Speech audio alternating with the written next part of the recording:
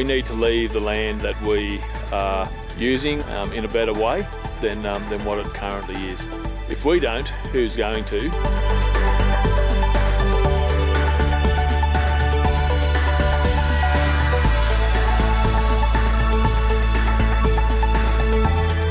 Carbon neutral strategies are very important to us because it allows us to improve our livestock. Our farmland is certainly much better.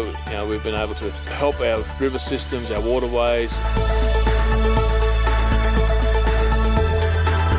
So we came up with a land management strategy, and part of that was looking at becoming carbon neutral and selling a product that is recognised as being clean and green and ethically produced in a sustainable way.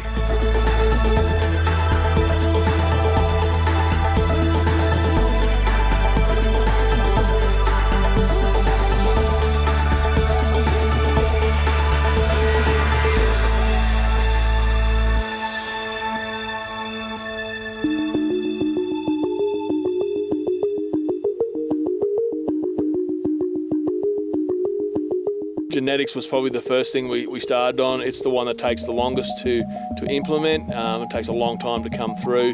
So we're using a composite from Holbrook. We find that some of the best genetics in the country, early finishing, high-end marbling, great weight gains, get in lamb. So they do all the things that we need them to do. For our area, if you're lambing down in June, July, it's quite cold, quite wet. So survivability is a big thing. If a lamb's born with 2 mils of fat on its back as opposed to 0, it's got a much better chance of surviving.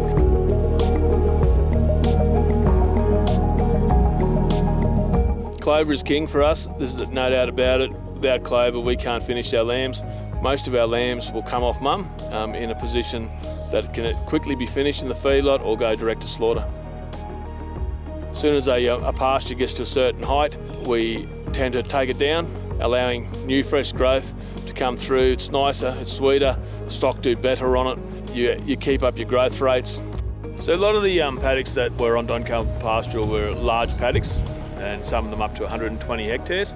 We've taken those paddocks, we've been able to cut them up into smaller paddocks of 10 to 15 hectares, and by splitting up paddocks we've been able to lamb down small mobs of ewes, like 120 to 150 ewes.